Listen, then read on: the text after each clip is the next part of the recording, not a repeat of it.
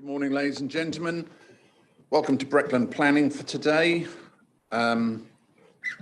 This is, for many of us, one of our last meetings of the year and definitely our last planning meeting of the year. So we're all excited. We all want to go home to our families. So we will try and get through this, this agenda of today nice and swiftly if we can. Can I first of all start by just doing what we call our general housekeeping? First of all, fire exits. There are two fire exits on this side of the building, on this side of the room, should I say. There's another one at the end of the corridor where the lavatories are, and also the entrance door when you came in. If we hear an alarm today, we will treat it as genuine, as no one's told me there's any tests today.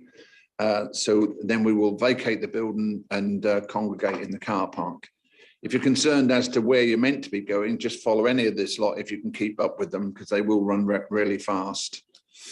Can I just say the process for today will be that as each item is called, I have a list of people who have registered to speak. When I call your name, if you'd like to come and sit on the right-hand side, the officers will give a presentation and then you'll have your allotted times that I will be in control of. When your time is up, you will hear the bell, which will ask you to not stop, but just sum up. And sum up is not another 15 to 25 minutes. It just literally try and finish that sentence off and finish with a punchy statement if needed. At which point I will then hand over to members to ask various questions, and on from that we will then take the vote. Let me introduce my team for today. On my left hand side, my much needed solicitor, Mr. Mike Horn. On my right hand side is normally the very attractive lovely lady who looks after me, Rebecca, who is unfortunately not with us today. She is at home, not very well, but as well as I know her, I'm sure she's watching, because even in her sick bed. So good morning, Rebecca. How are you? I hope you're getting better. But in her place, the next best thing we could get is the very, very handsome Mr. Simon Wood, who is a lovely title, something like Head of Development Management, Planning and Control and something like that. And even he doesn't know. On his right-hand side, we have Jenna Manthorpe, one of my principal planning officers. We also have Lisa O'Donovan, there's an O in the middle, who's here, one of our officers to give a presentation today. We have Matthew Blackie, and also we have Chris Hobson, who we will change the various musical chairs when each item is raised. Could I ask you all please to make sure that your phones and mobile devices are switched to silent or switched off. If your phone does go off and plays some funky Christmas tune, it will be disturbing my meeting, and you will face a £10 fine, which goes to charity. And it's the charity of the chairman of the council, not me as chairman of this meeting, but the chairman of the council.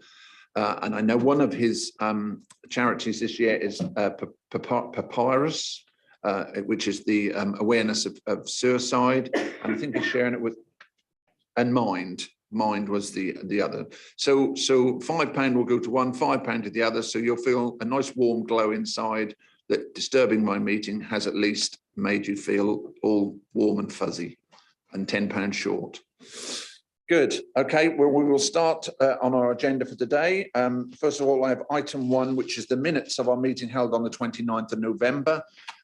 Do I have authority from members that I can sign these minutes off as true and correct? Thank you. There we go, Julie.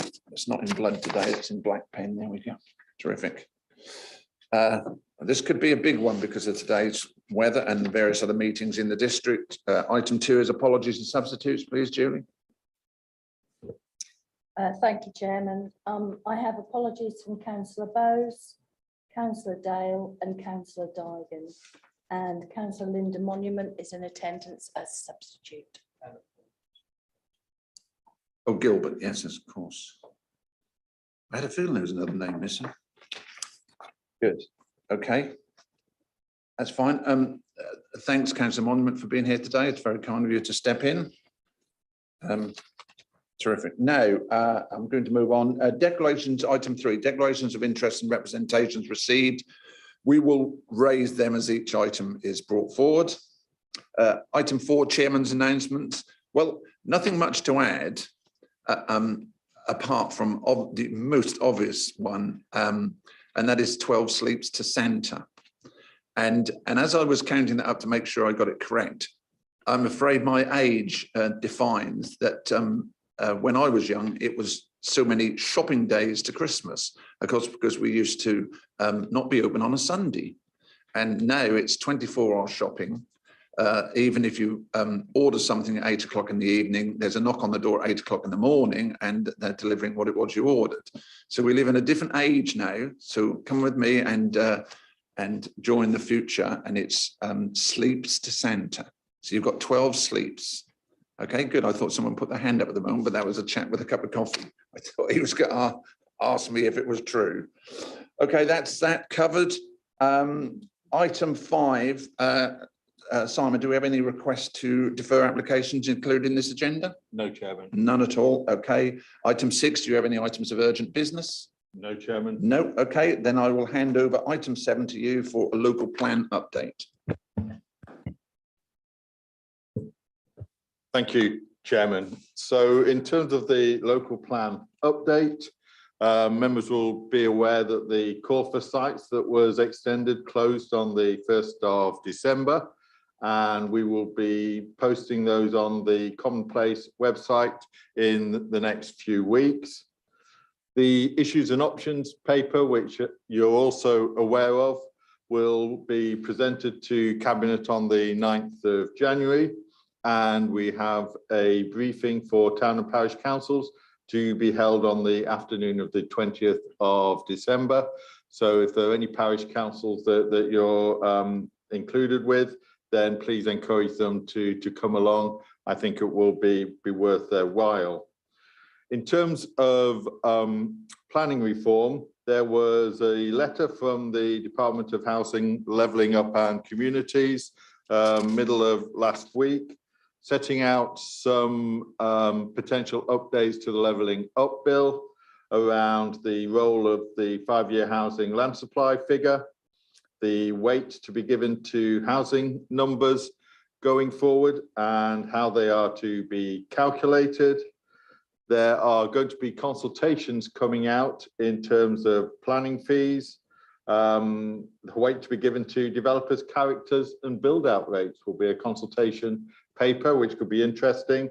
One on the infrastructure levy, another around short-term lets, such as Airbnb and others, and also one on planning fees. So there's going to be a lot of work around planning reform over the next few months, alongside everything else that we're going to be doing.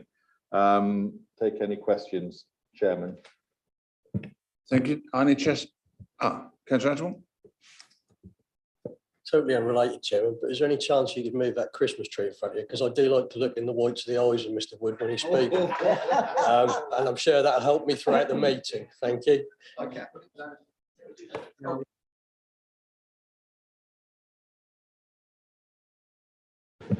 Right. That was a genuine reason. That wasn't you just being an old Scrooge. Okay, fine. No questions then. We'll move swiftly on. I'm going to do 9A and 9B, which is obviously come third as one of our deferred applications. But it was partly deferred because Mr. Holbrook wasn't here. Is Mr. Holbrook here today? Oh, you are there, sir. Sorry. Sorry? Take that at the end. You'll take that at the end. I would, yeah. Okay.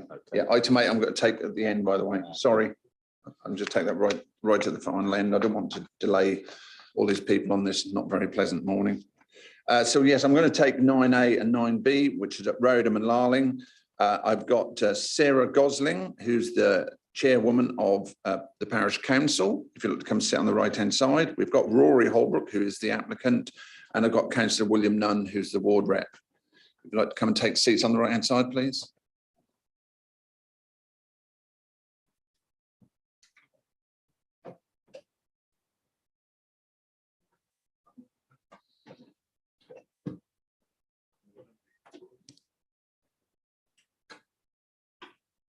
It's quite painless.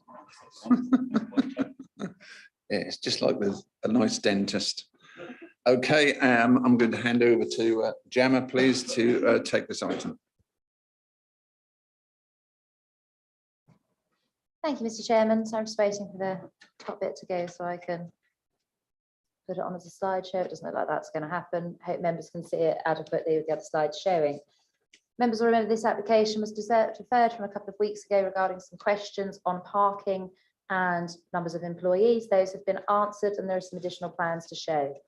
So the application is for the new office building and the relocation of informal vehicle parking and removal of a porter cabin, which is currently used as an office. Right, just getting something off my screen, there we are. That's the site, as you can see. Apologies, it's not quite full size. You can see the red line here. As members will be aware from the agenda, this is the first application of 2 applications within roughly the same site.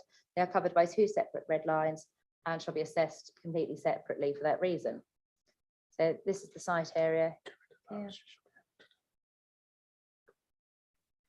I'm just trying to make the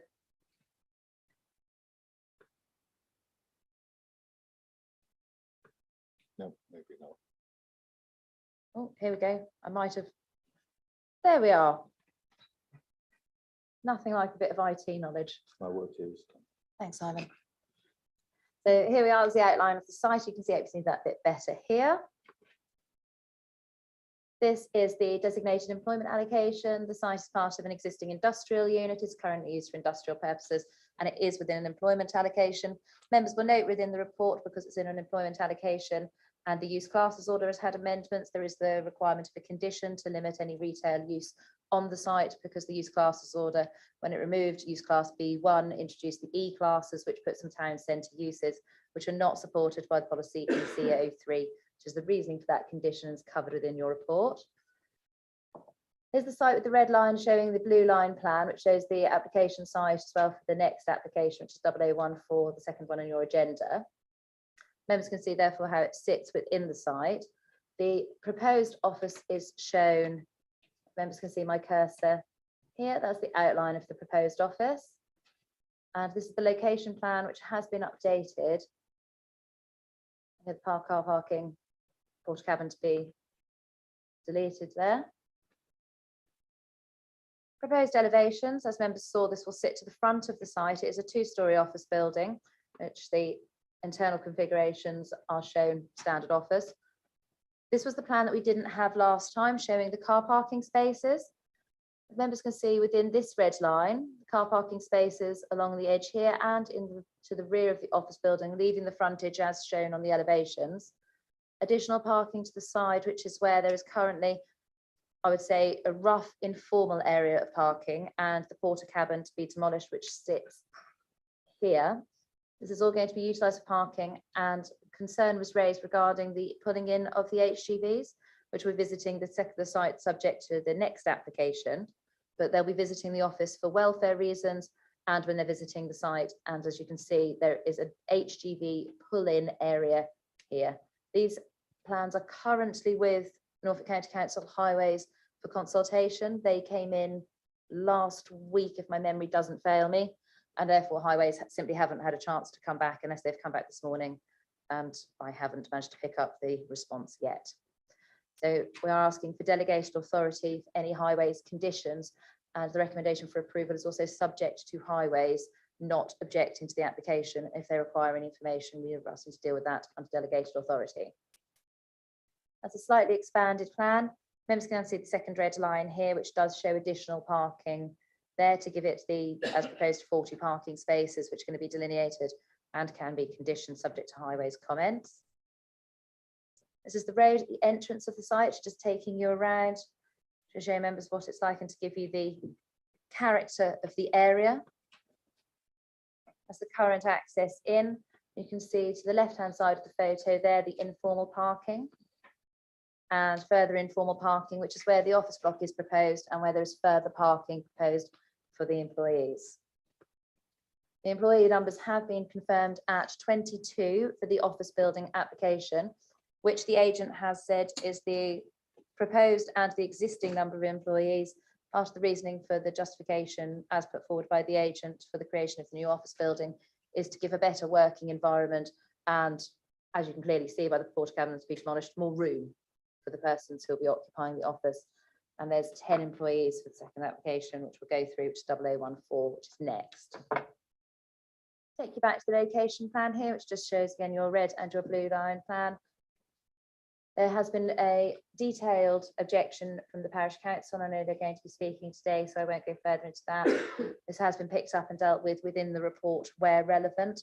We can condition the application with regards to lighting, and I know members were concerned at the last committee presentation regarding a tannoy.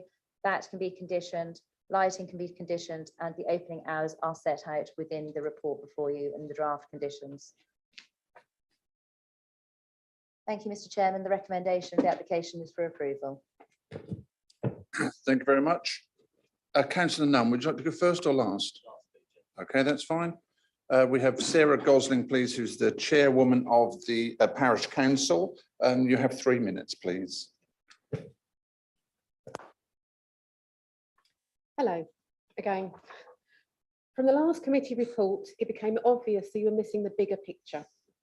By focusing on just the application information, you were not provided with any background details with regards to the wider use of the site. Take a moment to look at the plans once more. You will see a large building in the centre, the square between the red and the blue sections. Thank you, Gemma. This is used as a car and HGV MOT and repair business, Attleborough Service Centre, another of the applicant's businesses. They use the land on which the new office building will be built as their car and HGV MOT parking area, a commercial van area. Holbrooks also offer a commercial vehicle hire service from the same site. There are 3 businesses who operate using all the car park spaces on that area. They often have too many vehicles already on site to accept the next day's MOT appointments in early. The car park is regularly full. They need commercial vehicle and car parking, not just car park spaces. This would reduce the number from 40 down as some vans will take 2 spaces up. The parish council are not against the modernisation in principle. However, we ask that the council consider adding the relevant and appropriate conditions to ensure that there are no problems in future from operations on site, which would require regular complaints to the council.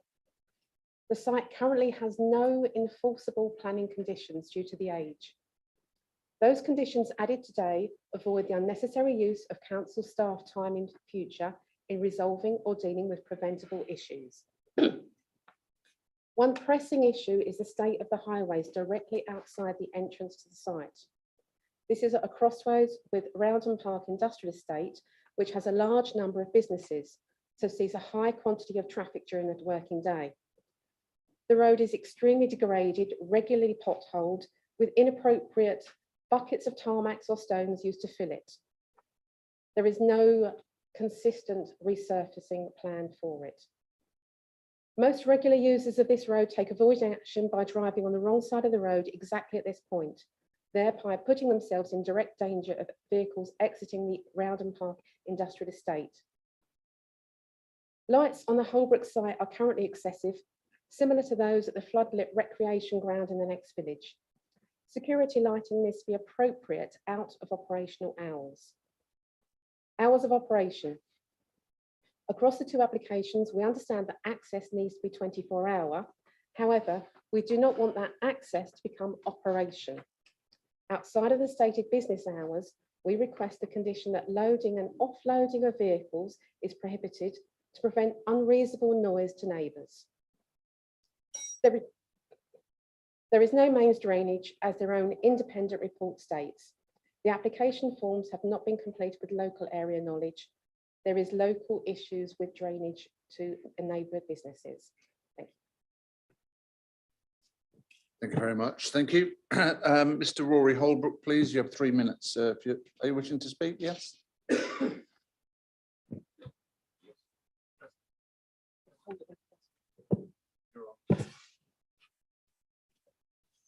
We don't plan to run the business at 24 hours the vehicles that we employ 150 people. We've got 4 depots, one at Brandon, one at Lakenheath, one in South Norfolk, at Sutton, and we've also got the one at Rowden, which is the one we're looking for planning permission for, to upgrade the offices and the workshops.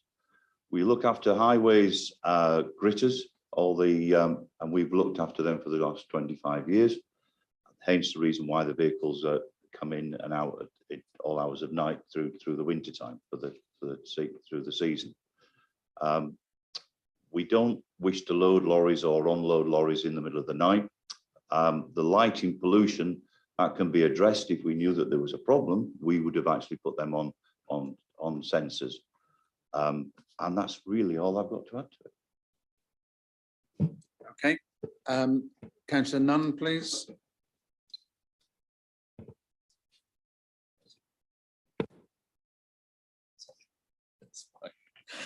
Thank you, Mr. Chairman. I'm pretty much just going to summarise what the parish chairman says. I thank Mr. Holbrook for summarising that he doesn't want to work through the night. I think that is a concern at the site when lorries come back for reasons of getting back to the site, that they then come back, reload and go out. From the site, you are backing on to 3-4 residential properties. They are concerned about the noise through the night. One of the other issues from this application, we've noticed that the operating hours have been extended since the last application a few weeks ago from, I think it was 8 o'clock in the morning. It's now been asked for 5:30 in the morning. I have to say, if there was an 8-wheel lorry sitting behind my house, having 3 ton of cement dropped in the back of it, rubble tipped in the back, it would probably wake me up, and that doesn't feel particularly nice. When I say that as a farmer who used to get woken up quite a lot. We've touched on the tannoys, but again, we know that these 3 sites, both the one in the middle being the Attleborough service station is, I believe, Mr. Holbrook's. I think the access to that site is actually through the, I think I'm right in saying it's through the car park of the new office building. So unless that building's coming down, you can't actually access. A lorry couldn't get into that building to be serviced, so something doesn't fit. And I know you can only assess the application that's in front of you, but on the basis that all 3 of these are exactly the same owner, you can see the complication of the car parking and why the parish are concerned that the people that come to use one or all of these businesses will end up just parking down the highway and causing more access issues. I recognise the car parking plans come forward. I also recognise that the architect that submitted it said it wasn't their plan and they can't confirm that it's actually legitimate, which seems odd. And I'm slightly concerned with the county council, or that you're assessing the application while the county's had time to assess it. Any of you that would have driven there would see that the highway at the moment is trash. Now, I'm not blaming Mr. Holbrook for that, but it's clearly an issue for the highways in that position. I do think there's a chance of this being an overdeveloped site with what's being proposed for it, and I think the committee needs to take that on board, along with the things like the tannoy, the vehicle accesses, and the noise to the residents. Thank you, Chairman. Thank you.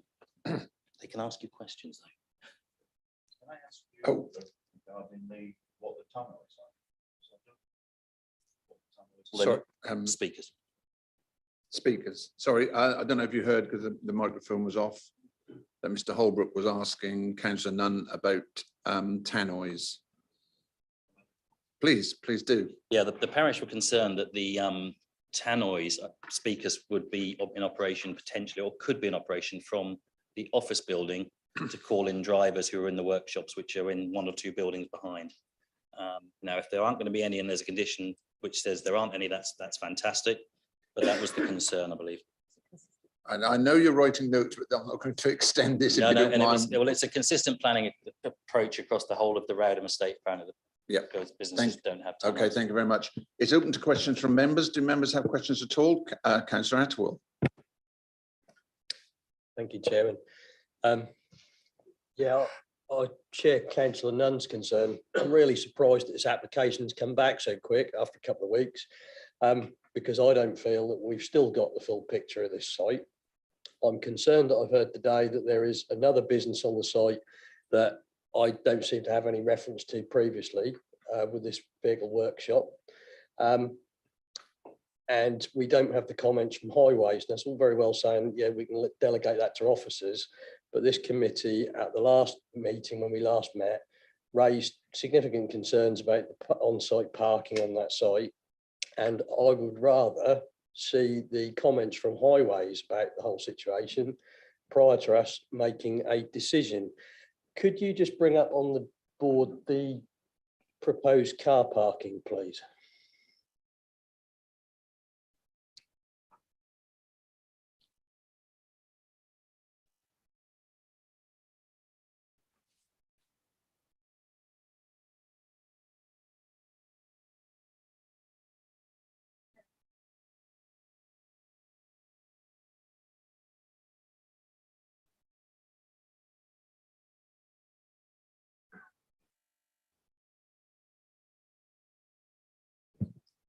Okay, I'm not sure what's called Attleborough Coach Works or Garage, is the a brown building in the centre of the screen. Yeah. And it was on the last thing, because I remember, and in fact, Gemma, if you'd like to just go further on your photos, I'm sure we had a photo of there we are. So there is that building there. Yeah, but that hasn't been, consideration hasn't been given as part of this application in terms of the vehicle movements and the parking required for that premises, is there? With what I heard this morning, some of the parking that's been used on site is used for that business as well. Okay, well, I think we'll direct that to Mr. Holbrook to try and explain a part of the question from Councillor Attwell, and also items that were raised by the chairman and the ward member with respect to the business operating in the centre and various parking issues that they may have. Do they have parking facilities, or are they going to share the new one? They have parking facilities. Attleborough Service Centre it used to be Attleborough Commercial Vehicles. And when we bought it off the business 25 years ago from the previous owners, they carried on running the company in their sole trader name in other premises. So we changed the company name to Attleborough Service Centre. And it's all part of the commercial side and the lights. We actually do MOTs in there, but the MOTs, there's only 3 fitters in that building, and there's 10 technicians in the other buildings. So it's negligible about the amount of parking that's needed for that staff in there.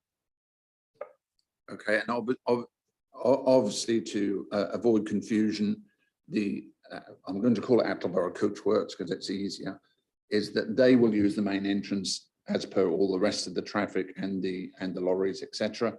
And which is, I hope you understand that they will be using that and directly into their premises, which is in the centre of this site, which is obviously under 2 applications, because we've got an application at the front for the offices, an application at the back for the new development of the workshops. So I hope you can understand that, members, that there is a central, we're actually working around a central building, which was always the case. So that hasn't changed in the previous application. Do you have another question, Councillor Attwell? Okay, fine.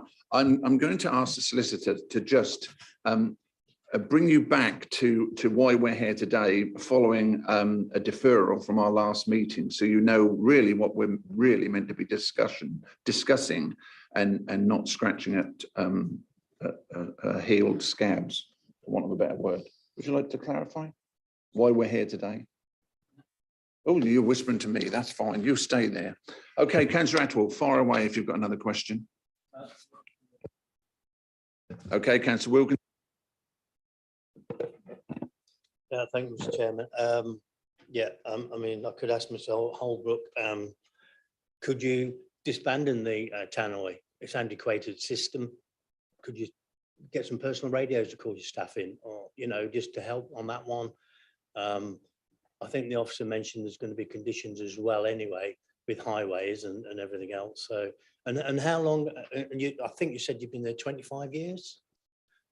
Yeah, 25 years operating in that site, and there's other businesses around you?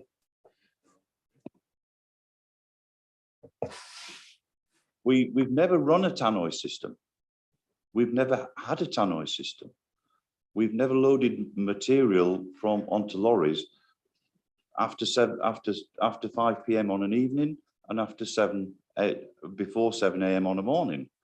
It's part of our planning for the site that we've got further down where the cottages are. We don't go into that area before 7 AM on a morning, and we don't go in there after 5 PM. We've never ever run a tannoy system for any members of staff on the site. Councillor Attwell. Can I just have some clarity on the opening hours of operation on the site? Because Councillor Nunn has said that the hours have now been changed to commence at 5:30 in the morning. Was that right? So that seems quite excessive to me. I wouldn't want a lot of movement, and if I was living in close proximity to that. Councillor Nunn, could you confirm that? And then I'll go to Mr. Holbrook. Well, I believe that's what I read in the application under the conditions. I think it's condition 9 on the planning application for the second application for the HGVs. So the office is normal hours, but the HGVs, which are really the ones that are going to cause the noise, I believe they've changed the hours, which is the one Mr. Holbrook was just referring to, where he's saying they don't actually work before 7 and after 5. So I'd be very happy the condition said that they don't load before 7 or after 5. Mr. Holbrook, are you happy with that? If we raise that as a condition? Yes, we don't load after 5. Okay, well, that's noted and minuted. Any other questions from members at all? Councillor Kittle-Morris. Thank you, Chairman. I'm just wondering why we seem to be able to have to cram all the parking spaces for that particular new building into that red line, when inside the blue line is some land which belongs to the applicant and could be used for car parking to make everything come off the road that the chairman of the parish council and the ward member are speaking about. Well, it's my belief, and I'm sure Mr. Holbrook will correct me, that the rear of the site, which is our other application where the HGV workshop is there will be a much needed area kept clear for the turning of various articulated vehicles in and out of the workshop, and obviously parking in between repairs, etc. Am I correct, Mr. Holbrook? Yes or no? Yes. Can I also say that when we take down the old hangar and put up the new buildings along the back wall, that will then give us so much more area. As it is at the moment, the building is right in the centre of the yard. So we've got so much wasted area to the back of the building that we can't use at the moment. So it will give us access more parking. Okay, thank you very much. Okay, well, we're on our way going to a vote, but basically this was fairly well exercised at the last meeting. This has come back because it should really have more information from highways. So we're being directed mainly to approve this subject. This is from our officers. We're asking you to approve it subject to delegated authority with regards to highways comments following. Oh, that sparked some hands. Councillor Attwell, then Councillor Kittle-Morris. I'm afraid, Chairman, that's the problem for me, because this has been raised. We did debate this at great length at the last meeting, but the highways and the parking issue was so significant. That's the feelings of the parish council and the ward member. I do think that we shouldn't be making a decision on this until we got the information back from highways.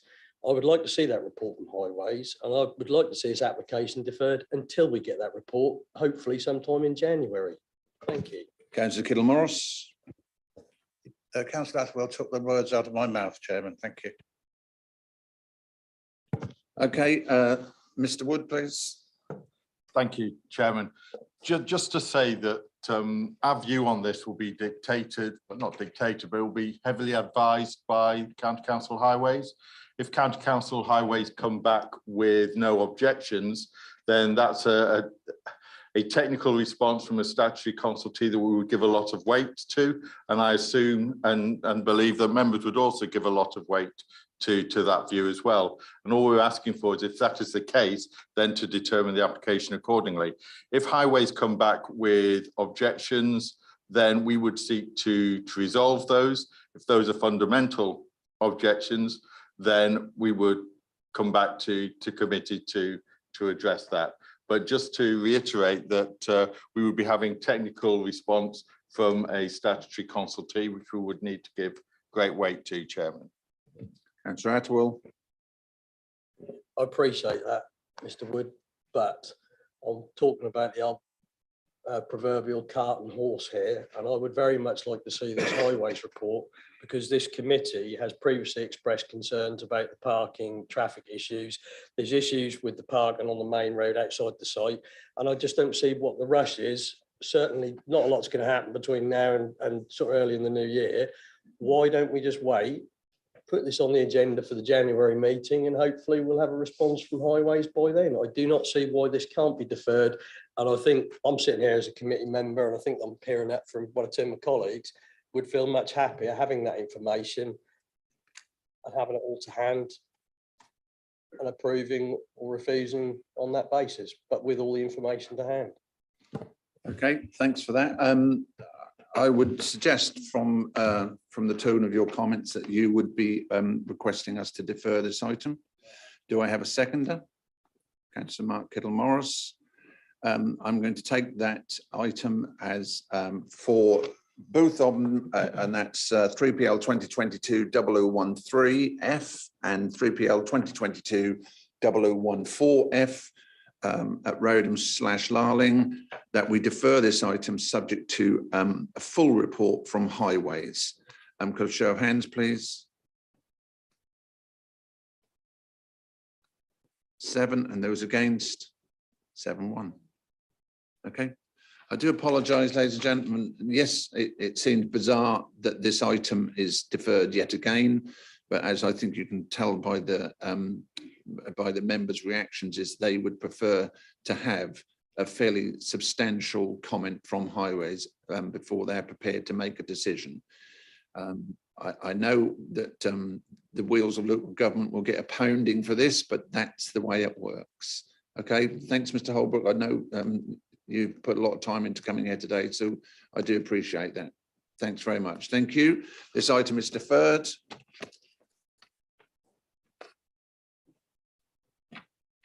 So we're going to go to item 10B, 3PL 2022-0669, which is a variation.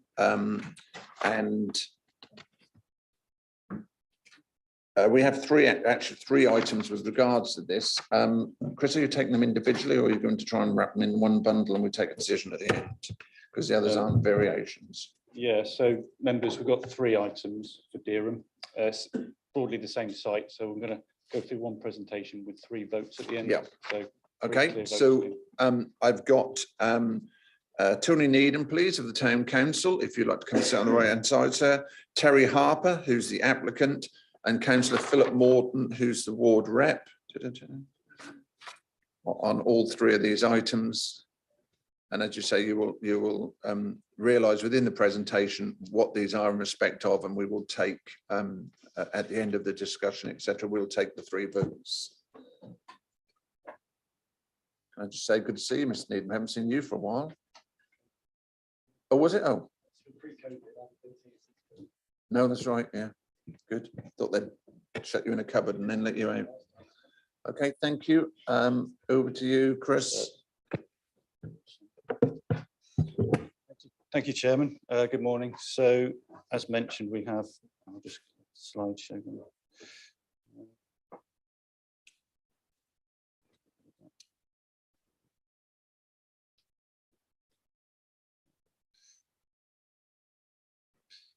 There we go. So as mentioned, we've got 3 items here in Dereham. So I think the majority of members may recall this site. It's got outline consent. So the application went through committee a number of times in the past few years. So subsequently to that is an allocation in the current local plan. So just to quickly run through. So we're dealing with items 10A, 10B and 10C within the committee report pack. So they run from pages 48 to 108 within the report package. So yeah, as mentioned, it's the first application is a variation to that existing outline consent. So it's seeking variation to those conditions set out there, numbers 3, 5, 6 and 20.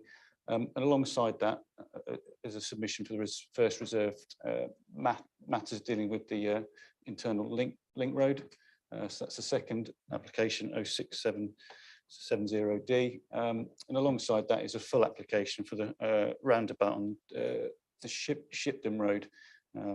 So I'll come on into more detail on the proposal shortly. So just to give you a bit of an outline, jog some memories. So this is the site here. We've got obviously the context of Dereham to the north. So the red line site here. Due west is the Shipton Road, A1075. I've noticed the Yaxham Road here, the railway line here. We've got Westfield Road continuing there and Westfield Lane across here. Also have noticed the two schools due north here, and the garden centre due west of the site. You'll see Winborough, Westfield further south and Yaxham just beyond here. There's a bit of an aerial view of the site, a bit more idea of the character. You can see the edges of Yaxham here. So the key highway infrastructure along Yaxham Road, Westfield Lane here to Westfield Road running north-south, and then the Shipton Road here. So yeah, as mentioned, it's now part of the local plan and allocation for 290 homes, associated open space and access, including the link road. So this kind of goes back to the outline. So this was the concept considered an outline. So I'll just come on to it in more detail in terms of what we're kind of considering today, but this is obviously the outline consent, and we can see the link road here running through the site. You'll see the kind of alignment here onto the Shipton Road, follows in potentially in part along the Westfield Road here, and up to the Westfield Lane here. And actually, these are the kind of proposals before us today in terms of the overall layout. So, so we've got the the main internal link road here. We've got the Westfield Lane junction here, alterations to the Westfield Road junction here, alteration here in terms of the crossing of Westfield Road within the site. Again, the new amended junction here on the Shipton Road, apologies. So we'll run through in more detail on those in a moment, but as mentioned, so we've got 3 applications here. So the proposals kind of have come around following consultation with the Highways Authority and officers at the council pre-application. So in terms of the proposals before us, Highways have had some input into the layout, so that has amended various aspects to it. I'll come on to, but that means we've had to, there's now an application to vary condition 3, which define the approved plans.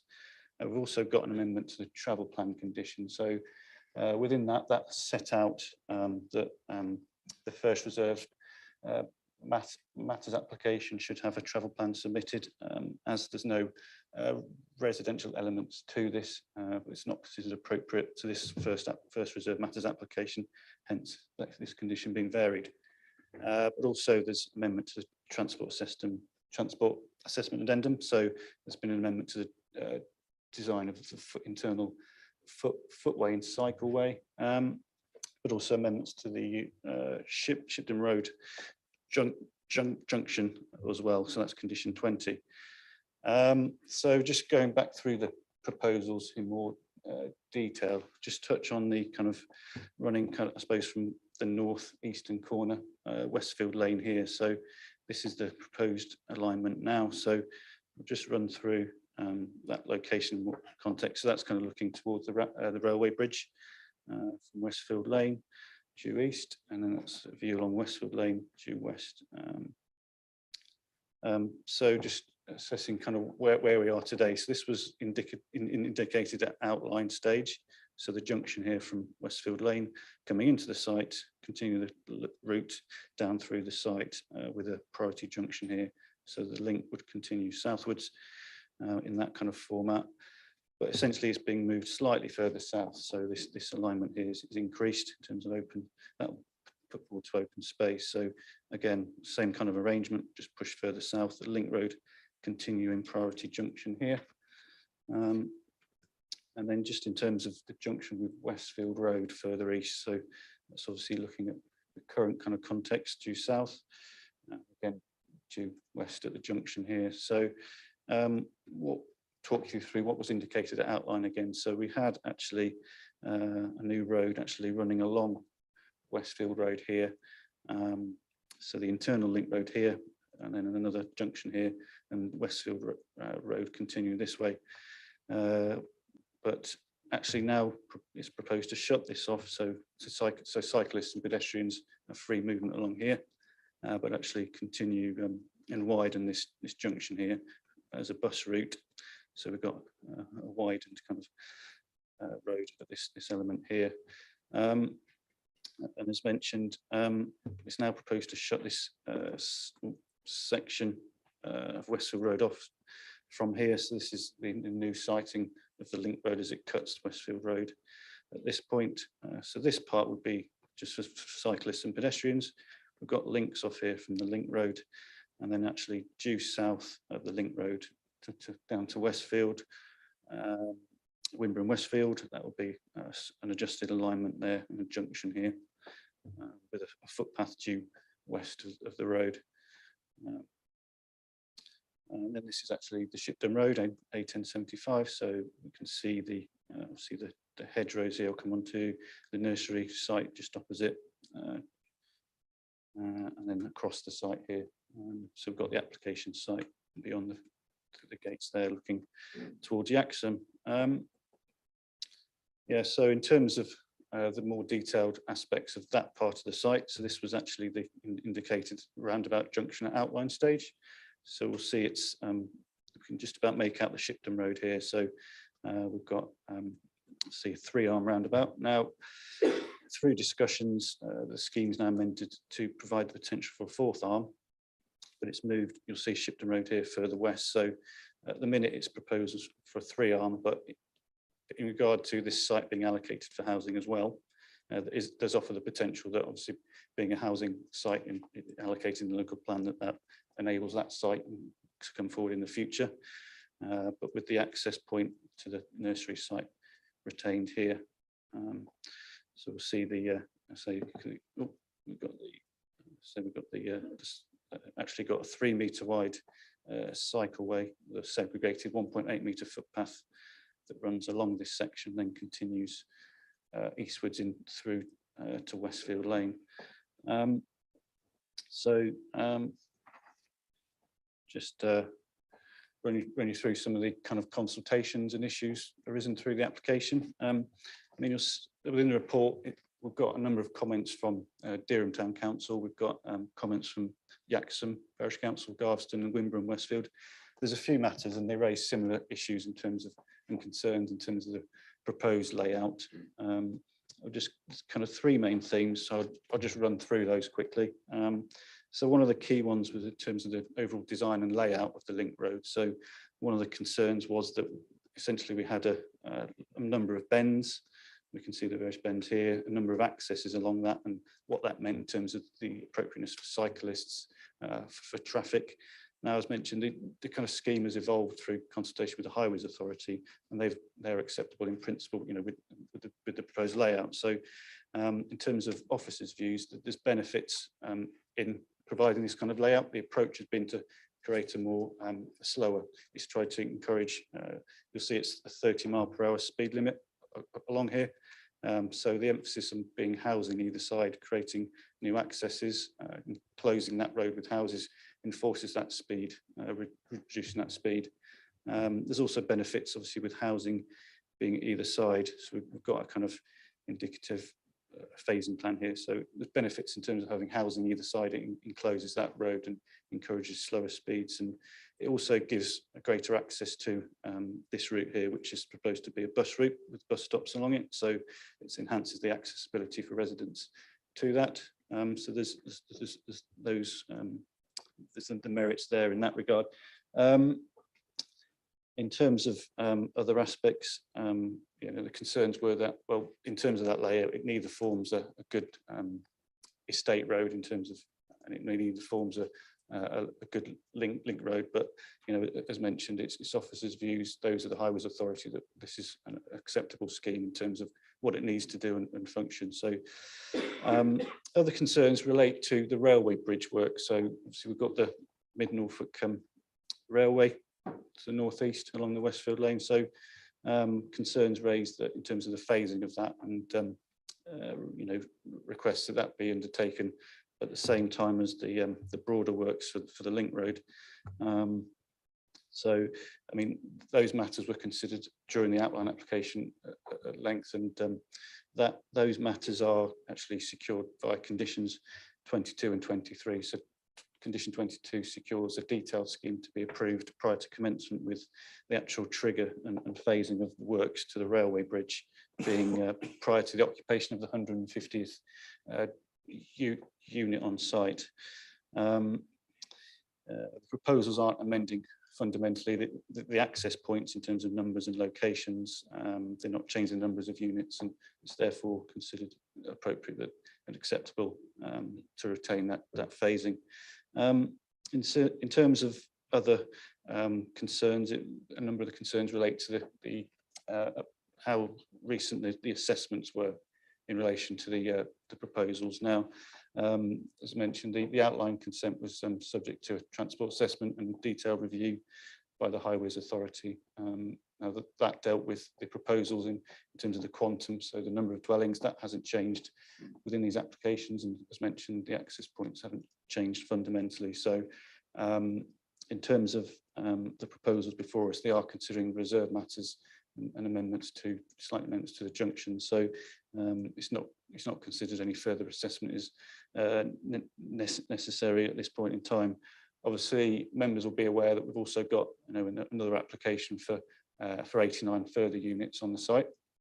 Obviously, that needs consideration at a later date, and obviously due regard would have to be had to assessment of traffic impacts on that application. But as I say, we were dealing with a reserved matters application in terms of landscaping, layout, design, etc., for the link road and adjustments to those main access points. In terms of the comments, you'll see from the Highways Authority that they raise no objections in principle. We have got some further comments awaited from them in terms of the detail, in terms of the Shipton Road junction. But they've highlighted they raise no objection to the variation of conditions and the layout of the link road.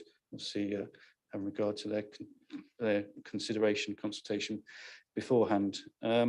In terms of the general character and amenity, set out in the report, we kind of go back to the conceptual layout. It's broadly in line with that conceptual layout in terms of its location, its general form. It sits either side of, sits in between housing. In terms of, it's considered appropriate in terms of the landscape character. Obviously, once the dwellings and built form comes on, it will be in part screened by those. In terms of amenity, as mentioned, it's broadly aligned with the conceptual scheme. It does bring obviously the route here further towards these dwellings rather than along this road here, but in broad terms, it's considered to be acceptable in terms of the impact on amenity.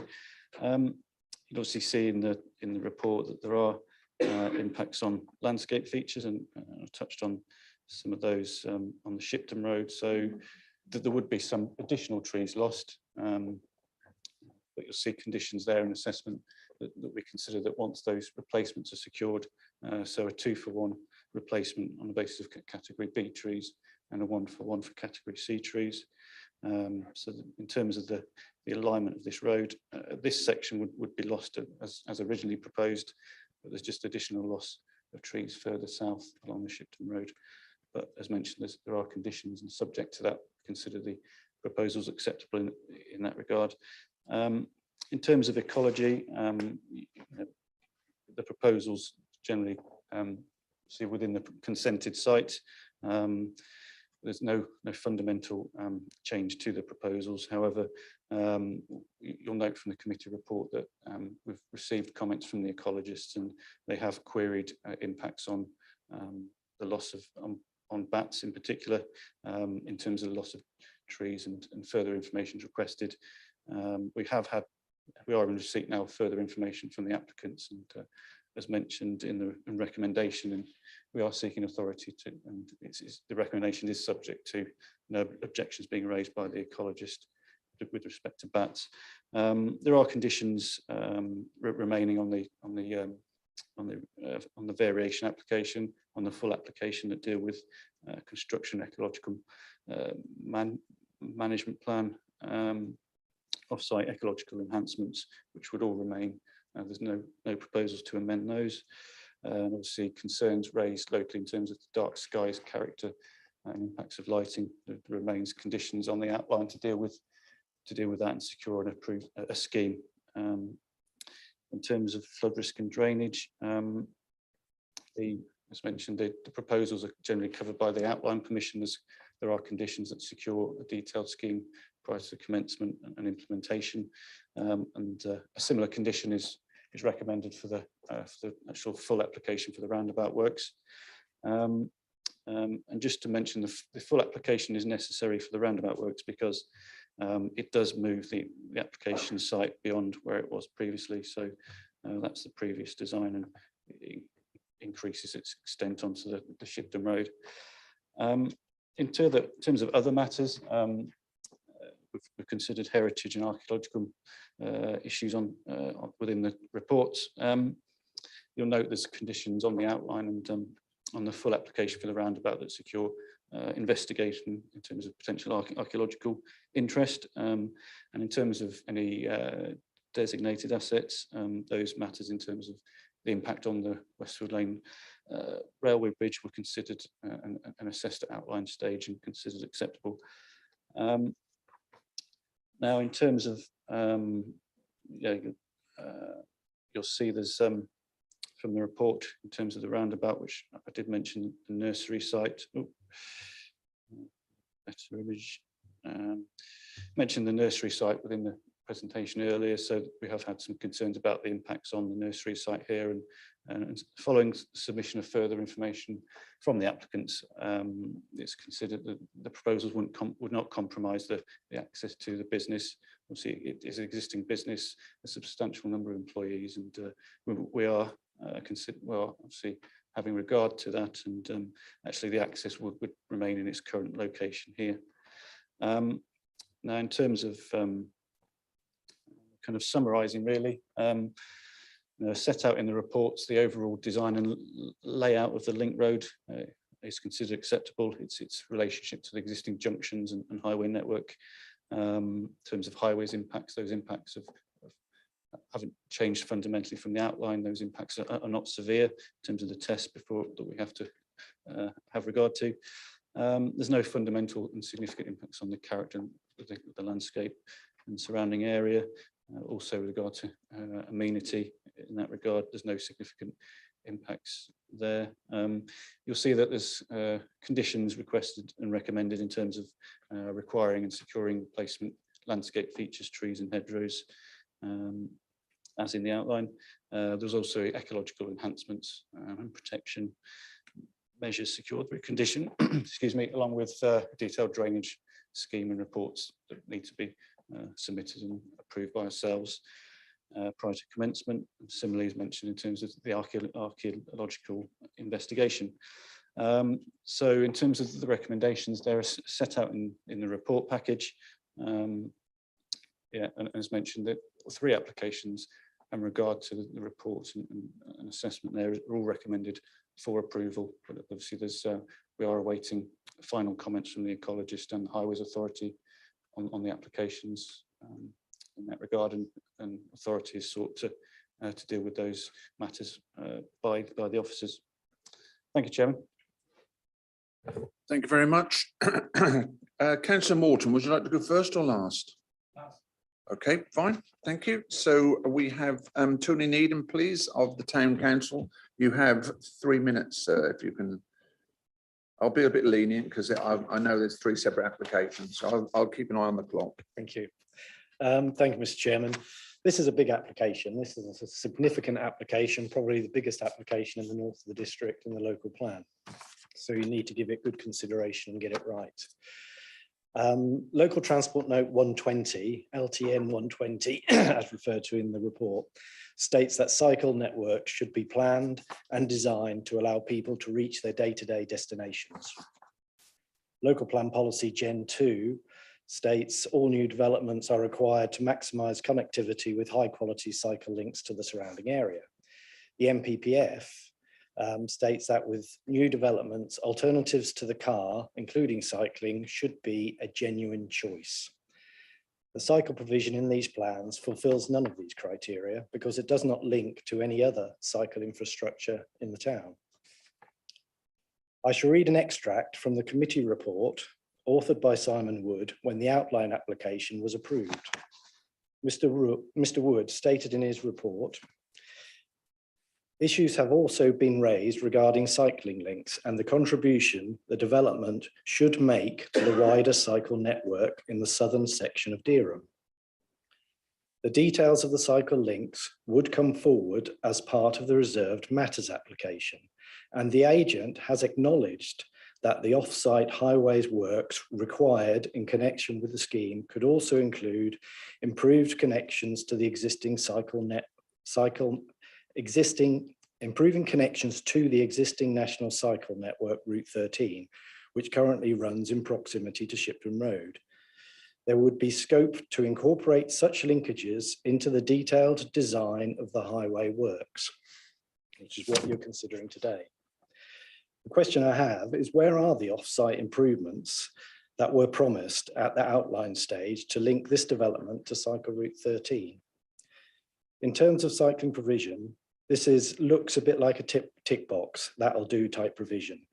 2.2 kilometres of cycle lane looks good in the report, but this cycle lane may as well be in Norwich for all the good it's going to do. It connects to no other cycle infrastructure at either end, it just finishes. I would ask the committee to send this back and ask the applicant to return when they have the off-site commitments linking the cycle path to Cycle Route 13 as promised at the outline stage. This road, the link road, is neither a link road to move traffic efficiently or a quiet and peaceful estate road. Its design is akin to a rat run. Its purpose is to divert volumes of traffic through the middle of a residential area. At busy times, I've no doubt that, that the design will slow cars down, but in the evenings and at night, the bends won't act at traffic calming. They'll become a challenge to boy racers and girl racers. These bends, the road looks like a racetrack. At night, I fear that it will become a racetrack. Wherever we have similar roads cutting through residential areas, the residents always complain about speeding cars in the evening and at night times. It will become a challenge to get through there as quick as you can. So I'd ask the committee to defer the application until the links to Cycle Route 13 have been established and decide whether you want a link road to move volumes of traffic or whether you want quite a state road and design it as such. Thank you. Thank you very much. I've got Terry Harper, please, who's the applicant. Are you wishing to speak? Yes? Yes. Okay, 3 minutes. Well, I'll extend yours slightly as well. Hello, Terry Harper on behalf of Glaven Hill.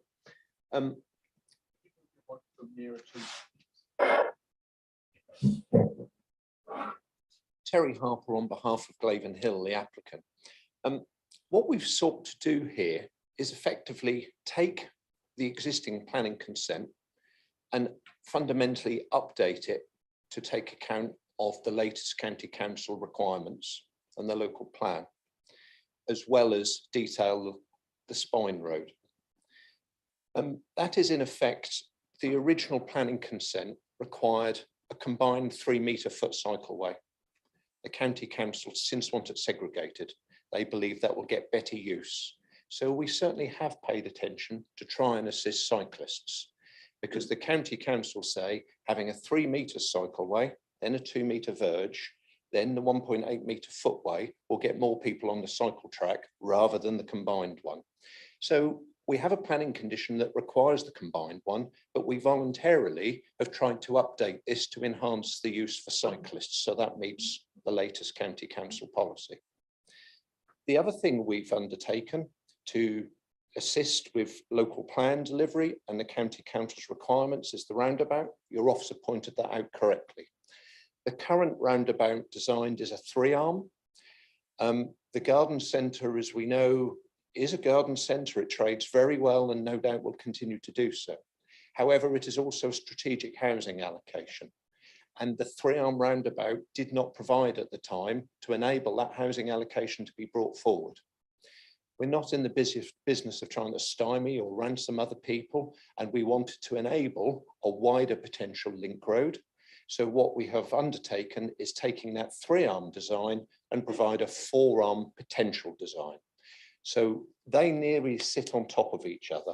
But what that will do was continue Shipton Road north and south. It will have the link road into the development east, and it will then allow for a western link road to go through the garden centre, should that owner require in due course. So these things are substantially the same, other than bringing them up to date. We've also been able to update the design of the link road by allowing a 2-metre verge, as I said, to segregate the foot and cycleway, but that allows the latest drainage. It can be a filter drain, it can be a swale. So they're fundamentally the changes, even though there's a lot of paperwork and a lot of matters been dealt with to take them into account. With reference to the travel plan deferment, that simply is a technicality, because the planning consent says you need to get your travel plan in on your first reserve matters. Well, what that didn't envisage was the first reserve matters being the spine road.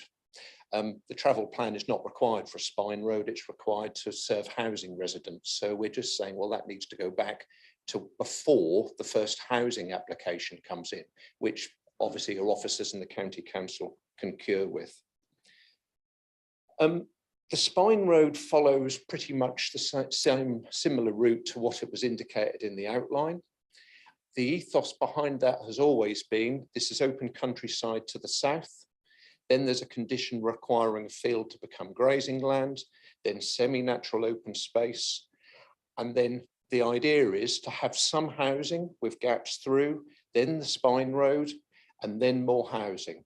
But the fundamental point is this road should do 2 things. We hear and we respect what the town council say, and I've had many correspondences with the town council and updating them and throughout the process. We are trying to achieve what the county council would like to see, and hopefully the town, a link road which will help relieve the pressure to the south of the town.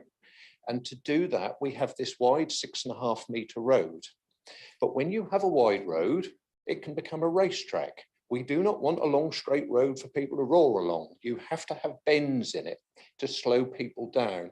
Now, whether boy racers come here, or I'm a Yarmouth boy, whether boy racers are on the Yarmouth seafront, I'm afraid none of us, whatever the road look like, can control that. But what we can control is a 30-mile-an-hour bendy road, not a 50-mile-an-hour straight road. And the cycle links we've certainly taken into account. They're not shown at this detail off-site because that's a further detail under conditions and additional layout. Thank you. Thank you very much. I let that overrun simply because I want to hear some of your responses. Councillor Morton, please. Thank you, Chairman. My concern is that a number of small amendments are being proposed that cumulatively will alter the nature of the original application. I ask you to bear in mind that in the short term, there's an application for a further 89 houses, and as has been indicated, there's a potential for a further 130. Then the call for sites has drawn forth potentially more than approximately 1,000 units in the near future. This has to be taken into account. I'm not against this in principle, but we need to ensure this is planned systematically rather than having a series of developments that do not enhance the town. I do not object to condition 3, but I'm concerned that the Highways Authority have not yet approved the proposed drawings to be included in condition 20. And the requirements of policies TRO 1 and 2 are also being accepted on the basis that amendments can be made in future. Can we be confident this will be carried out sufficiently well to ensure the highway impacts are not too severe? You're being asked to agree the plan for a spine road and then agree a travel plan at the residential development stage. Surely this should all be done at the same time, as once the spine road is in place, this limits the options for the estate roads and pedestrian and cycleways. Effectively passing this will restrict the travel plan, which could easily be subsumed in a reserved matters application. I feel the application does nothing to create a travel plan that delivers a safe, enhanced pedestrian and cycle route to the secondary schools in particular, which are in the north of the town. If we don't provide for that, we're just going to end up with more cars delivering children to schools going through the town centre. I think the other points I'd like to make are, apart from the travel, there are concerns. The tree consultant determined that the proposal is contrary to council policy and does not comply with MVO 6. Again, we're being asked to accept conditions will be mitigated within these developments. And I would ask that this is deferred until the full information has been provided. Thank you very much. It's open to questions from members. Councillor Kybird and then Councillor Atwell, thank you. Just to be clear, the travel plan item, as my understanding is that that's merely deferring when it has to be produced, and I don't have a problem with that.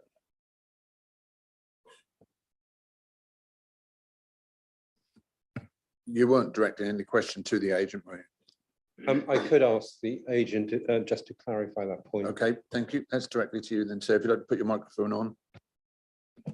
Yes, that's exactly right. The same measures will be provided, and it's not really about a design of a spine road or travel plan. It's about enticing people on the buses with free bus tickets. It's about bus stops. It's about bus timetables, cycle maps, footpath maps, meetings in the community to try and get people to use these. So nothing in a travel plan is really a hard design other than perhaps bus stops or shelters. Everything that will be done will still be done, but that's better done in with layout of housing, not just the spine road. Thank you. Councillor Atwell, please. I have a few, Chairman, to bear with me. The first one is with regard to the nursery. Is there some way of conditioning this to ensure that there, because the way this roundabout is going to be constructed, I can see that's going to severely curtail access to that business during the construction period. So I'd just like to understand that first, please. I'll direct that to the agent, please. Thank you. The roundabout has to go where it is. There is to meet highway standards, and we spent months with Norfolk County Council on the general arrangement of the roundabout. That has to go there. It will provide continuing access to the garden centre, and there will be measures in place to ensure the garden centre continues to have a suitable access before, during and after. And I think the important point to note is the roundabout is a general arrangement. The fine detail will be conditioned, but because the roundabout is on Shipton Road, which is an A road, it's almost certain the County Council will take the detailed design, construction and traffic management in hand themselves, which they do. So I think really you've probably got a blue chip Soretti on the roundabout when the County Council take that in hand. Councillor Atwell. Yeah, appreciate that. I just want to make sure that we as a council, with our conditions, make sure that that business can still operate regardless during the construction period. I think it's quite important. I just want to talk a bit about the bridge. I see condition 22, and as with all these things, and that's been my experience of significant construction, certainly in my village, where we get what I call mission creep, where we say, like this application, there'll be a condition where this is all going to be done by the time there's 150 units built, and then we get to 160 and nobody's picked it up, and suddenly we get to the 160, and then lo and behold, we're told oh yeah, there's X, Y and Z reason why we haven't managed to get that built.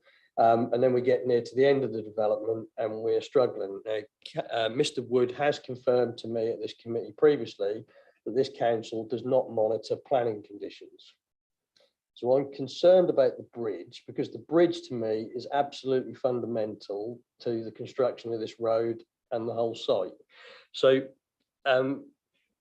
is there some kind of bond in place? I mean, what happens if we get to 150 dwellings and the developer goes bust? So that's my first question.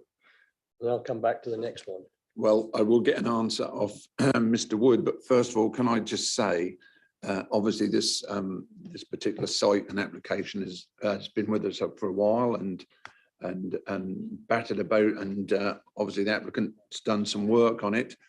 But there is one councillor who really threw his toys out of the pram with the insistence of the railway bridge, which was previously to be an application of traffic lighted bridge, no real improvements to the junction section. And with the amount of houses planned for that, it was a recipe for disaster. And I don't mind admitting and telling you the name of that councillor, and that was me. I was very insistent that that bridge was highlighted more significantly. It's a real, as it stands now, an absolute nightmare at any time. And so that was one of my main points. My other point, which seemed to be lost in the fog, was the fact that the original design completely ignored Westfield Lane and Westfield Road. It said we're going to build there, wallop through, and I thought, hang on a minute, it just sort of chopped the road off and said we didn't want to know about it. We're going through there and that's it. And I thought there wasn't enough care, and so I'm very pleased to see that that's been recorrected, and I think that'll be a great improvement for everyone living around that area to have that separate little junction. So I agree with you, but the numbers of the 150, I can't help but feel that even leading up to that 150, it's going to put an immense strain onto the existing road network into the town. And I think it's going to creak along fairly until that bridge improvement is done, which will alleviate a lot of that disruption. It's not going to say, if I'm going to Tesco's, I'm definitely going to drive fast through the estate and nip in that way, because it might be a case of it splits the amount of traffic going through. It will not be signposted and directed that, hi, if you want to go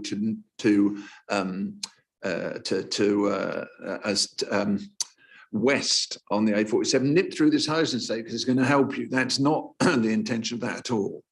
So it's something that's got to work.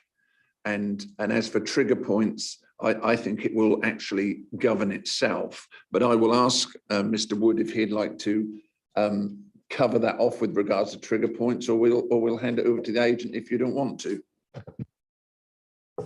No, just very quickly, Chairman, whilst we don't monitor conditions as a matter of routine, they still need to be complied with. And if the applicant or the developer seeks to vary it, then that would have to be a formal application. And I will assure you that would come in front of this committee, councillor, for a view.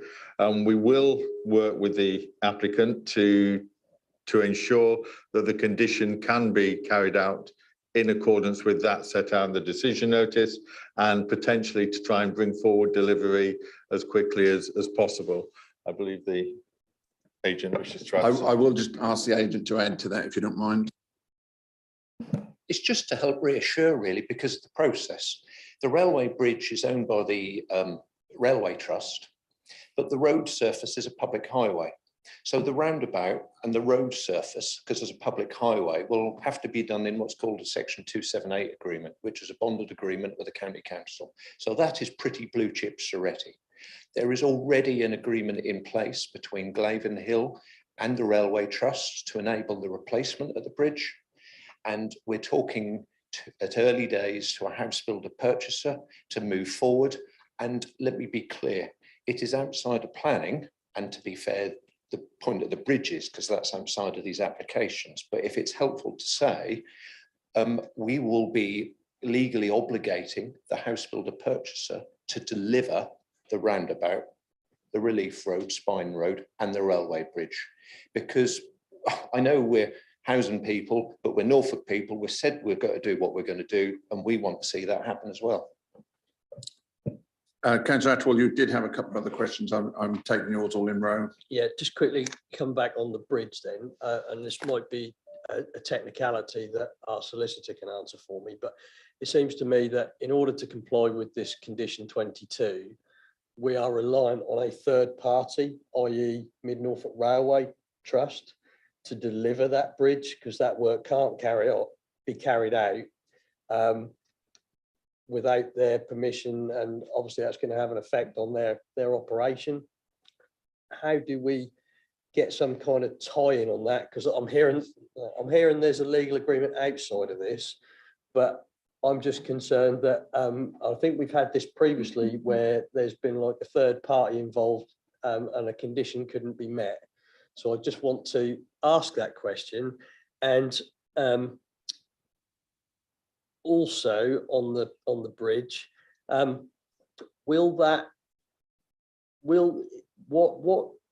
why have we come to the figure of 150 houses have to be completed and occupied before the bridge gets built? That seems like an excessive amount to me, because I can't understand how is there some kind of formal legal thing that I'm not aware about as to why we've got 150, or why can't that be reduced to say 75 to focus the mind of the developer? And then I do have further questions. I know.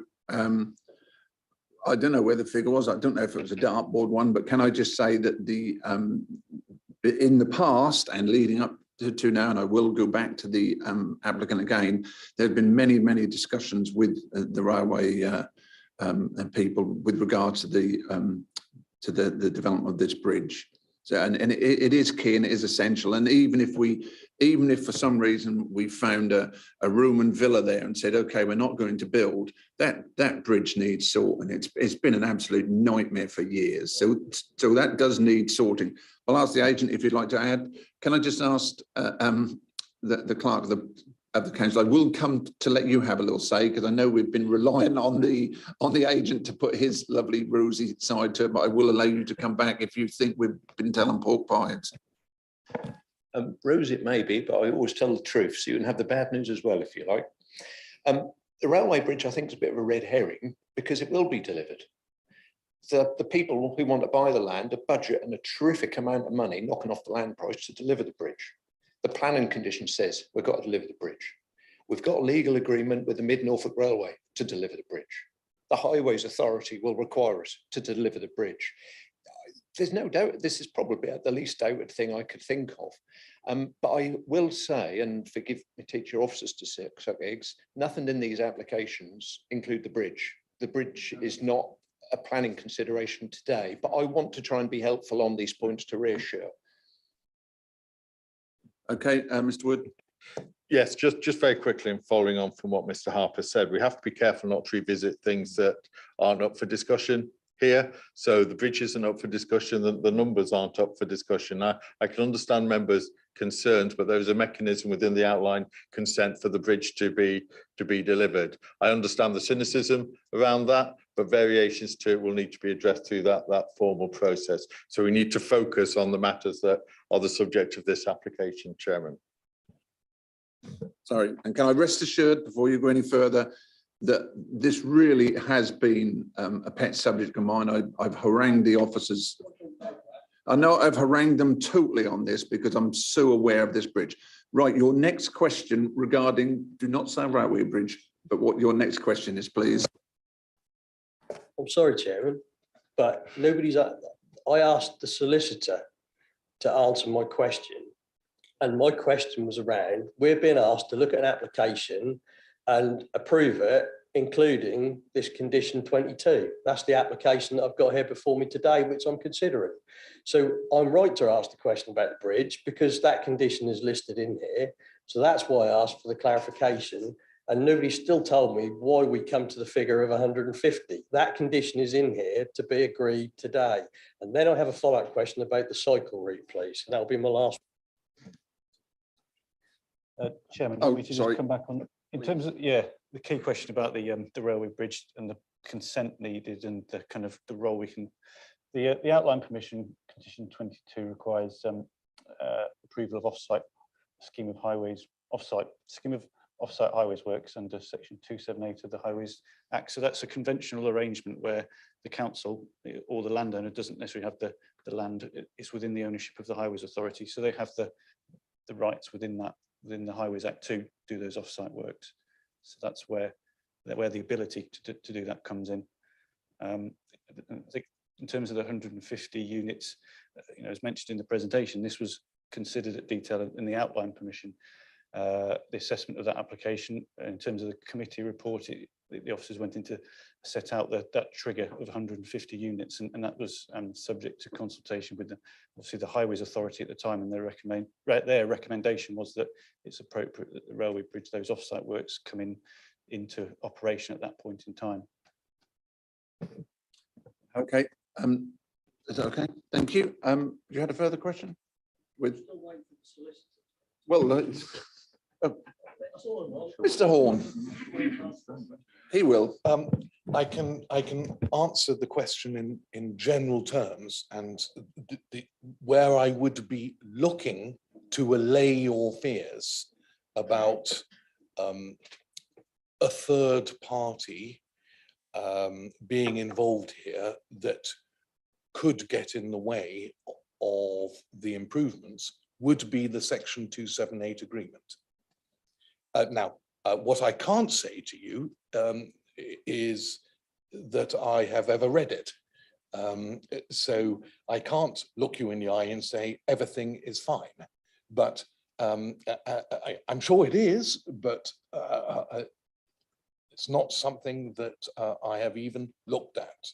But the answer to your question is that everything working in accordance with the way that it should do, it is the 278, section 278 agreement that binds the third party. Okay, thank you. Do you want to save it up or come back straight away now? Can I just clarify? Please, go ahead. Just looking at the outline consent and the history there, it was a figure that was agreed with the Highway Authority. I can't see what the basis was for that agreement, but it was something that was agreed with the Highway Authority. Okay, I'll come back to Councillor Atwell. I've got 3 other speakers listed. Councillor Clark, please. Yeah, thank you, Chairman. A question for the officer. First of all, comment for me. Unsurprisingly, Councillor Atwell, who's very sharp on a lot of these matters, has picked up some of the things I'm going to mention. I'm not going to mention the B word, which is for bridge. One of the things that concerns me, which was outlined, but also still concerns me at the reserve matter stage, is around the cumulative effect of travel around the area. I'm not intending to be a boy racer round there, and fully aware that the only proper speed camera is partly down the Shipton Road. Condition 5, which is around the travel plan, talks about how to best incorporate infrastructure, pedestrian, cyclists and public, including desire lines, key connection points, and evidence of further consultation with local bus service providers, etc., etc. So I'd like to ask, if this is approved today, how we're going to actually monitor that, because I would obviously like be 100% satisfied. We want to see that with me, because I'm concerned about the cumulative effect of the travel.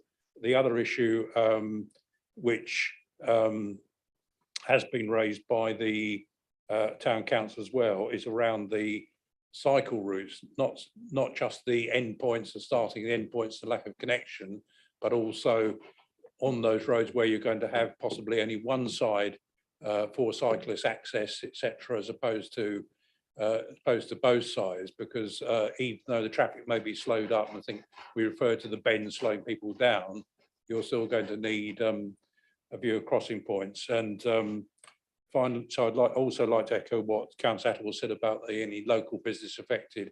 But coming back to the officer, to Chris, if I can just ask when that travel plan be submitted, because once we've made a decision today, if it's to approve, we won't be getting anything back here. Once the link road, everything's built, that will be it. Thank you. Chris? Yeah, thanks, Chairman. Yeah, just picking up on the travel plan that you both mentioned, we're not actually seeking approval of that today. The proposed application is to move that trigger back because we're dealing with a reserve matters for the link road, the infrastructure. The proposal is, I think as Councillor Khyber mentioned, is that we're not approving that. It's being pushed back to the submission of the first housing, essentially the housing reserve matters. So that would take into account the consultation that the applicants would undertake with the developers in terms of the Highways Authority, including those linkages within the housing scheme itself. So we're not actually seeking approval of it today. So an application would come in for reserve matters, much like what we've got today, i.e. but not for the infrastructure, but for the residential, and that would be with ourselves for consideration and assessment. So in terms of other matters, in terms of when that application's come in, obviously I can't say for sure exactly when that application would be before us. In terms of the cumulative effects, because coming back to a couple of things, a couple of the members asked about the cumulative impacts. Again, we're not dealing with the kind of the quantum of houses here. We're dealing with the kind of reserve matters and adjustments to the proposed access arrangements and junctions. So the cumulative effects were considered at outline stage when consideration and assessment was undertaken as to what impacts those 291 houses would have and the movements associated impacts on the local highway network. So those impacts were considered and assessed at the outline stage and not a matter that we're considering again today. In terms of the cycle linkages, etc. There is a condition 5 on the outline permission. Again, that relates to the travel plan. So that actually requires the submission to also address matters of pedestrians, but cyclists. So that includes an analysis of how best to incorporate infrastructure for cyclists. So as mentioned, once we have that travel plan analysis, that's where we'll have a more kind of broad understanding of how the cycle routes and infrastructure will be integrated with the HOP scheme as a whole. You were coming back on something, Councillor Clark? Yeah, thank you for confirming that there will be travel plan coming back to us at the committee. As part of that, I know that we mentioned the local planning authority and the bus companies. I know that the town council has done a lot of work around transport in the whole area, and whether we can condition that or not, I would hope that both the applicant and the officer can also work with the town council on any issues that arise from the travel plan, if possible. Thank you. Thank you. I have a nod from our totally honest agent applicant. I've got Councillor Wilkinson, please. Okay, Councillor Monument, please.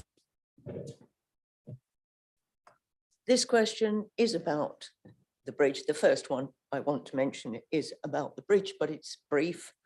There was a mention, and I was pleased to hear it, that there already is an existing legal agreement between Glenhill and the Mid-Norfolk Railway. Can you tell us, does that actually equal or is the Section 278 agreement, or is it a sort of preliminary contract which is then developed into a 278 agreement with the Norfolk County Council afterwards? Because you didn't mention the council in that one.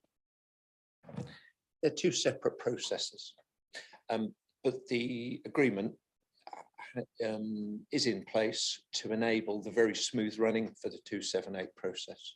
The 278 process is a statutory document that enables developers to work in a highway, so it's between the developer and the highway authority.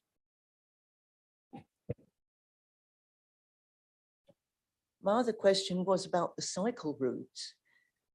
I'm delighted to hear that thinking has been changed and instructions have changed so that cyclists and pedestrians each get their own place, and that's been accommodated. I'm pleased to see it. But as the town clerk mentioned, it doesn't doesn't seem as if it's been linked up at the end. So I wonder if we've got any plan that would show us where National Cycle Route 13, I think was mentioned, actually is, and how close the cycle route on this comes to that point, just so we know what we're looking at. Yes, sir. I can answer half of the question, which is here today, it is only within our scope to provide a cycle link on the spine road, because the spine road is the sole detail that is up for consideration. So thank you. Yes, we have gone out of the way to update the designs to have a segregated cycleway. With regards to further cycling and pedestrian and buses, there's lots more to come. That's just not on the table today because we're dealing with the spine road. The planning conditions and the travel plan remain that will secure far more cycle, foot and bus enhancement links when the stage comes with the housing and the comprehensive development. We, just to be really clear, we agree with the town council and the members that there should maximise cycling, walking and buses, but we can't consider that today, we as applicants can't deal with that today because that's a condition we're not looking at discharge today. That still all remains. We're just looking to say the spine road will now have a separate cycleway on the side. Okay. Thank you. Councillor Attwell, did you have a last question? Yes, I think Councillor Monument has asked the question I was going to ask about the cycle route. But I would just like to follow up on something she mentioned about the section 278 with regard to the bridge. So just for clarity, does the section 278, which is obviously something that Norfolk County Council is a part of, does that just cover the actual road surface, or is the actual construction of the bridge form part of that section 278? Because that is quite a fundamental thing, actually, because we've just heard today that, oh, this will all be covered in the section 278.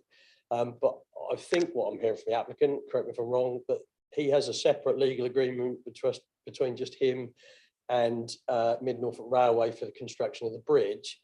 I'm not sure the section 278 actually covers the construction of the actual bridge itself. The 278 would cover the surface. That I think needs clarity because again, I'm concerned about this third party input. Thank you. Sir. A technical point well made, because in essence, the 278 covers an existing highway, so it doesn't cover the bridge.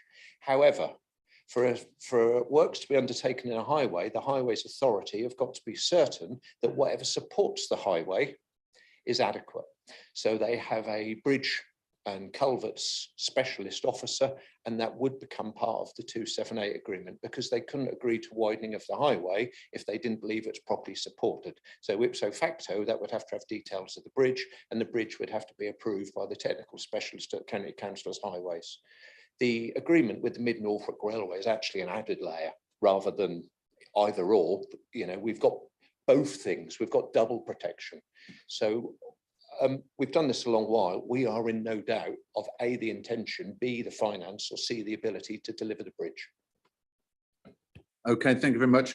Mr. Needham, I'll let you have a sort of, I know it seems unfair that but most of the questions have been directed at the applicant, which is not unusual, as you well know, but I think it's only fair for balance for members that you have a few moments. Yeah, thank you. In the original application, there should have been a comprehensive cycling assessment as part of the transport assessment. That wasn't carried out, which was why it was raised at outline and why at the last minute at outline, the applicant acknowledged that there should be cycle links to cycle route 13.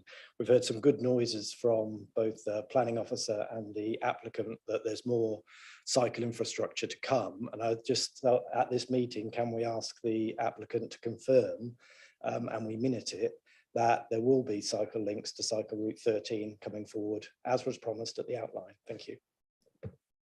Are you prepared to answer that, sir, or do you want to leave it a little bit woolly? I'll leave it a little bit woolly because at the end of the day, the planning consent requires what it requires and it needs your officers and your committee's approval. We will do the right thing. There we go. You've had that minute. We will do the right thing. I think that's as, to be perfectly honest with you, Mr. Needham, if I was sitting in that chair, I would not want to commit myself to something that's really not on the table for discussion fully today. But we will do the right thing, I think is a terrific way forward. And highlights the fact that along with yourselves and the applicant, you should and are working together. Okay, thank you. I just want to see where 13 is. Oh, do you want to see where 13 is? Because it's that magical number. Let's do that. And then I'll take Councillor Attwood's question and then we'll go to a vote if you don't mind. Simply because I need a cup of tea or something. Yeah, just to pick up on Councillor Monument's point about where actually is the Route 13 in terms of the site. So we can see here Route 13. So running from London up to Dereham, so comes in due southeast of Dereham, and then comes along towards Toffwood here, and the actual application site is here. So the junction, Shipton Road, would be roughly here. So there's a segregated 3 metre wide cycle path running up to the A1075. So in terms of where it is in relationship, you've got the A1075 and the highway network running from there.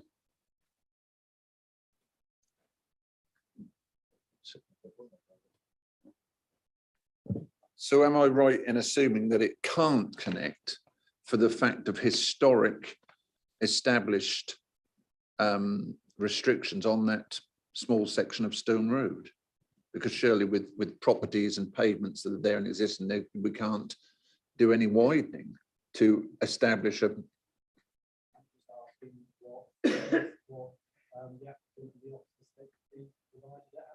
yeah. Okay. Anyone want? Oh, yeah, Simon. Just to say that what the development does is it brings the cycle provision to Shipton Road, and then it's not that difficult then to go from Shipton Road onto the cycle path. That's something that has to be picked up and considered as part of the travel plan, and we will consider it at that time. Okay, I'll take Councillor Morton briefly, please. Thank you. Just the time I didn't take up previously. I would just like to draw attention to the fact that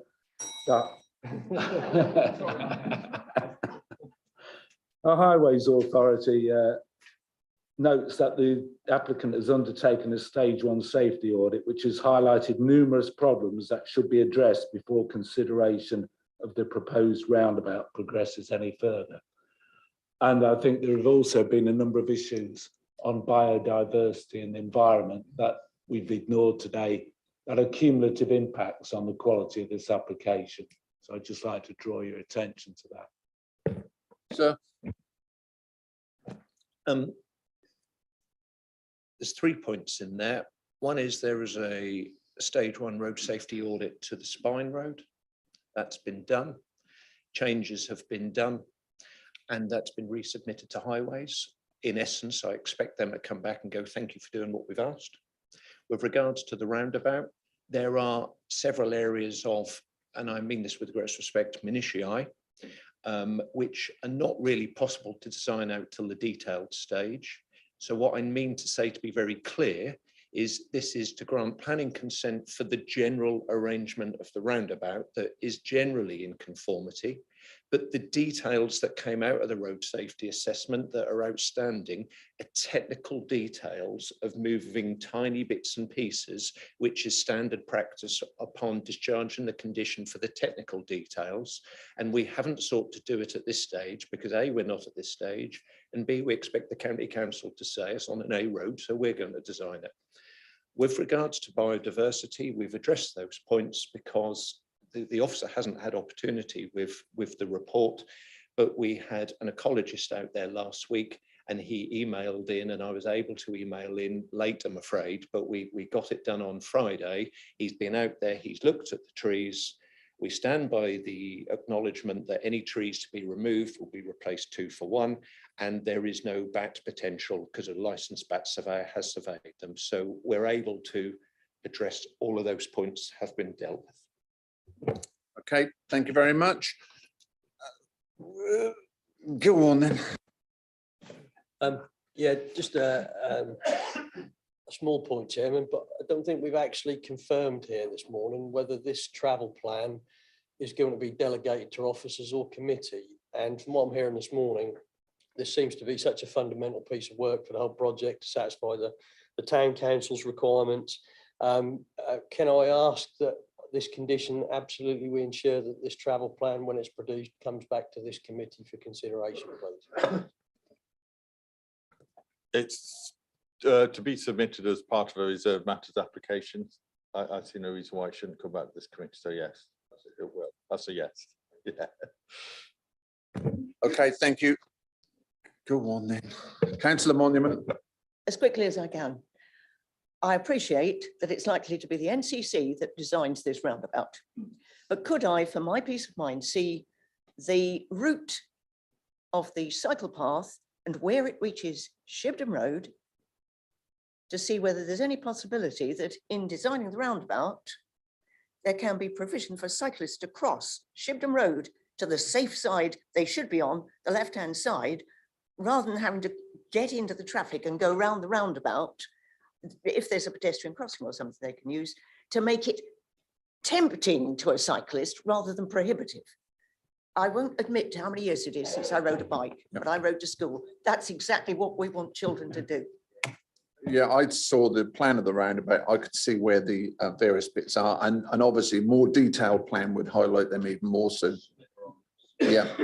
So yes, it's been taken care of, and a more detailed plan of that roundabout would highlight those issues. Can I just say this set of applications originally came to the chairman's panel at request of Councillor Morton as a call-in. It was designated to be a delegated operation. The other two members and myself decided that really ought to have its day in court. Mr. Horn agreed as well. It was the ideal thing to highlight this.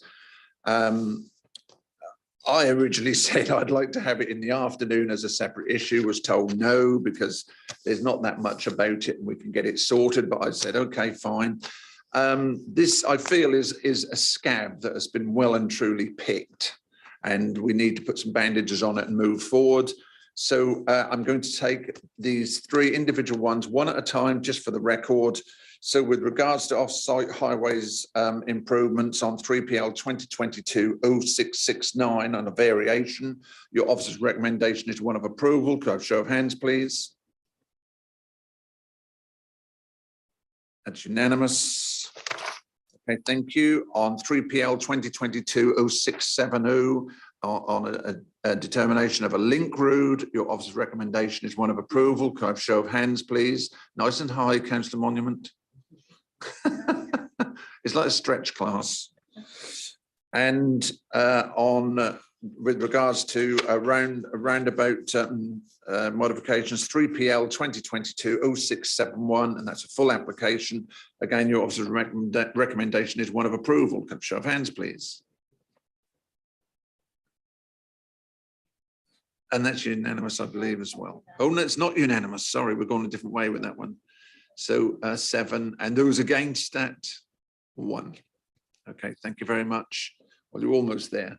Thank you for your time. It was a little bit bizarre today, chopping and changing, but like I said, I felt it was one that needed to have its exercise. It's just gone 11:45. I'm going to break till 12 o'clock so we can have a cup of tea, and then we will try and charge on as best we can. But we should have had a tea or coffee at 11 o'clock. So we will restart at 12.